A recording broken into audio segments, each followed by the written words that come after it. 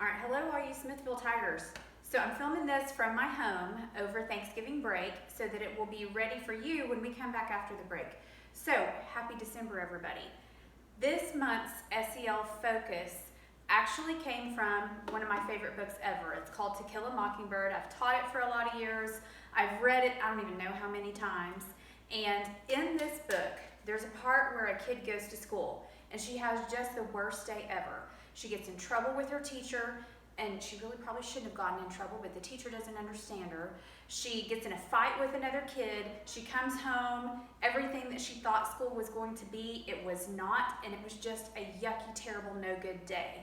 So she sits down with her dad, and she's telling him about this awful day that she had, and he starts talking to her about a way to think about it.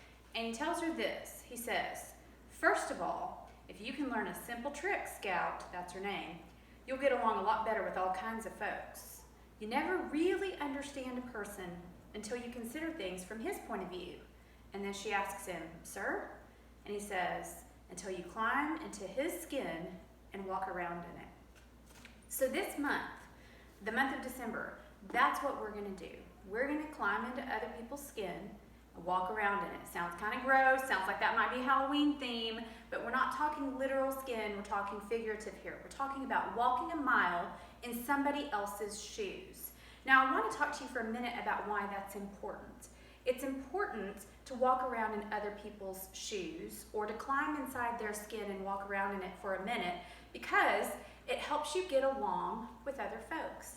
It helps you have the ability to reach a compromise with somebody who is different from you or who has different priorities from you at that moment. It helps you be able to see things from their perspective. Take a look at the world in the way that they see it for a moment, and when you can do that, it creates greater understanding between you and that person. Now the thing is, this is not easy. This is not an easy month of lessons because it's very challenging and requires some effort on your part. So let's talk about what some of the challenges are. First of all, you gotta listen to other folks, which means you have to close this. Sometimes it can be really hard for us to close this and listen to other people. The other thing that can be challenging is to realize that as different as that person seems to you, and as hard as it might be to understand where they're coming from, to know in your head, you seem just as different to them. You are just as hard to understand to them as they are to you. Another thing that's challenging, sometimes we have to set aside the things that we want and think about what the other person might want or need. And that requires us to wait. And waiting is not always easy because we tend to be impatient. We tend to want it now or yesterday. And putting aside our own priorities and setting aside our own agendas causes us to have to exercise some patience. Other challenges, we have to admit for that one moment, I'm not the most important person in the world right now. Somebody else might need or want something that is more important than the things I need or want right now. It's also challenging because we have to center other people's views in our vision, which means we've got to set ours aside for a moment, and that can be a little bit uncomfortable. So those are the things we're going to practice this month. Now, as we climb into other people's skin, as we walk a mile in other people's shoes, there are levels of that. Just like you guys play video games, I wouldn't know how to play a video game if I even tried. Someday maybe y'all can show me something and I can learn. But I know there's levels, and I know that there's a set of skills that you acquire, and then you're able to level up, and then you get even better, and then you can level up. Well, leveling up when you're climbing into somebody else's skin or putting yourself in their shoes is kind of the same.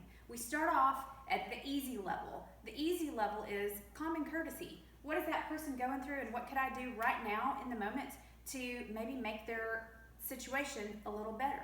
Most of us have been trained to do that by our parents or our grandparents or teachers, and so we're kind of familiar with that kind of climbing into somebody else's skin. The next level up is thinking about similar peers, other people who are about our age. They are similar to us in some way. We kind of know what it's like to be that person, but we have to think about what it's like to be in their situation right now. It's a little bit harder than just basic courtesy, but still pretty familiar, something we're used to. Now the third level up is when we have to think about things from somebody else's perspective when they are different from us. Either they've got different beliefs, or they're a totally different age, or they serve a different role than we do.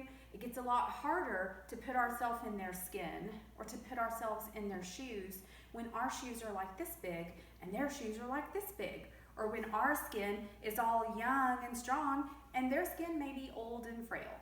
So those levels require different amounts of time and different amounts of energy for us, but it's worth going ahead and trying that out now so that we can think about what it's like to be somebody else, and so that we can reach a point in our lives where we are able to solve complex problems, both relational problems, conflict resolution, but also problems with academics, math problems, other kinds of problems that you encounter in class that require you to work as a team to solve it.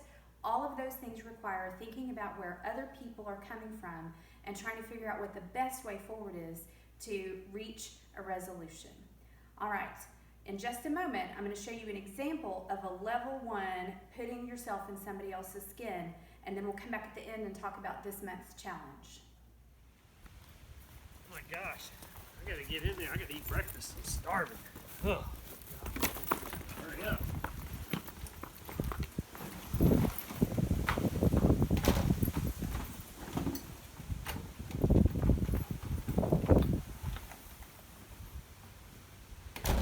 Oh my gosh, I gotta hurry up. I'm late. I gotta eat breakfast. Man, that girl's got a lot of stuff. Wow. Well, must be hard to carry all that. Open the door for him.